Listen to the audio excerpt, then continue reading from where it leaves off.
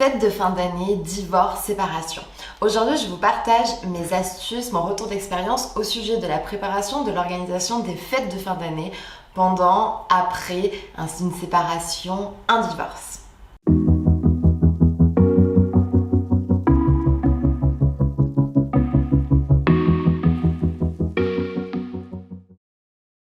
Bonjour à tous, c'est Elsa, j'espère que vous allez bien.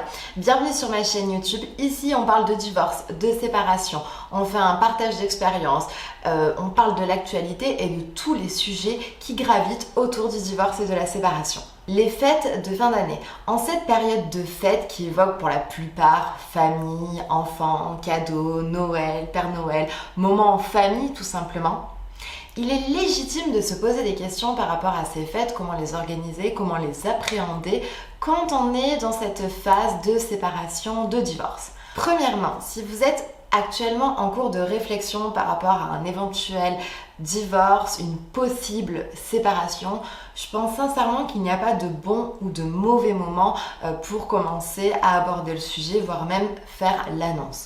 Par contre, si vous n'avez pas envie de jouer les troubles fêtes en cette période de fête de fin d'année, il est possible d'attendre un petit peu, à moins que ce soit oppressant pour vous et que vous ayez besoin d'informer votre conjointe de la possibilité, de la réflexion que vous avez autour de votre possible divorce ou séparation.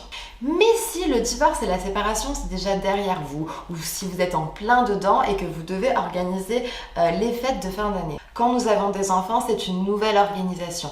Classiquement, une année sur deux, vous les avez à Noël et l'autre année, non. Pour les gardes alternés, c'est pareil, une semaine. On ne sait jamais trop comment ça va tomber, mais généralement, on essaye de faire en sorte d'avoir une année les enfants à Noël et une année pour Nouvel An. Dans tous les cas, on est tous dans la même situation. On va compter les jours qui nous séparent des retrouvailles avec nos enfants. Cette année, en 2020, après une année plutôt compliquée, la fin de l'année, l'agenda est plutôt sympa, plutôt clément avec les parents séparés, divorcés. Pourquoi? Cette année, Noël tombe à la veille d'un week-end. Donc vous n'allez pas devoir attendre longtemps avant de déballer les cadeaux avec vos enfants.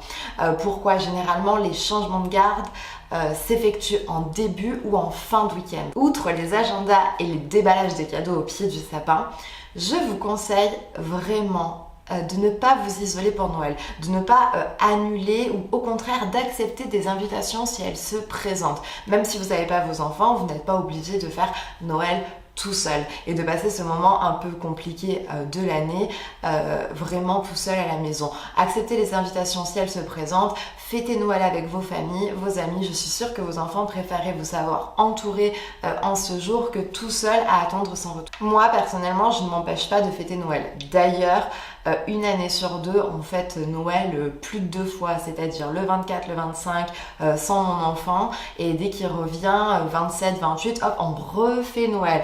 Honnêtement, c'est super sympa, ça prolonge les fêtes. Caloriquement, c'est pas top, mais bon, c'est pas grave, on s'excuse, c'est qu'une année sur deux, donc c'est sympa. Allez, encore un petit conseil au niveau des cadeaux de Noël. Évitez la surenchère. Souvent, c'est un schéma classique qui revient dans les prémices d'une séparation ou d'un divorce. Il y a cette petite guéguerre du cadeau et cette surenchère à savoir est-ce que c'est chez papa qui aura les meilleurs cadeaux, chez maman. Honnêtement, rentrez pas là-dedans. Au contraire, si c'est possible, communiquez, essayez de vous mettre d'accord. Notre enfant, ça lui ferait plaisir d'avoir ça et ça, tu prends ça, je prends ça, ou on investit ensemble pour lui offrir le cadeau dont il désire. Mais la surenchère du cadeau, honnêtement, c'est moyen autant pour vous que pour l'enfant. Pour finir cette vidéo, au niveau des enfants, il est important pour eux, c'est dans leur psychologie, ils ont besoin de se projeter, de savoir qu'est-ce qui va se passer. Et vous savez, nous en tant qu'adultes, on est quand même souvent pareil. On aime bien savoir ce qui va arriver. Et pareil pour les fêtes. Les enfants, c'est une des périodes les plus importantes de l'année pour eux. Pourquoi? Ça rime avec cadeaux, avec moments, avec retrouvailles des proches. Ils en parlent à l'école, ils le célèbrent, ils découpent les cadeaux dans les magazines. C'est vraiment incroyable, c'est vraiment un moment magique pour eux.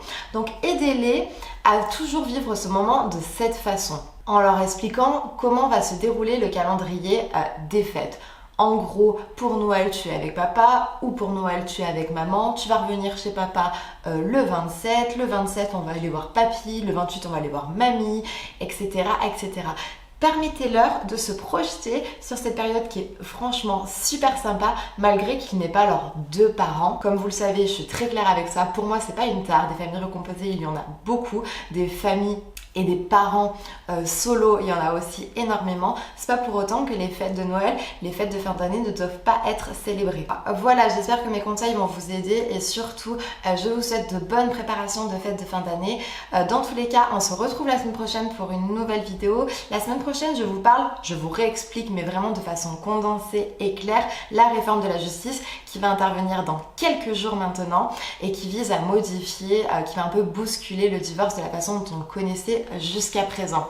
En attendant, je compte sur toi pour t'abonner à la chaîne, pour liker cette vidéo et laissez-moi en commentaire vos astuces, vos tips, vous comment vous organisez et préparer vos fêtes de fin d'année. À bientôt!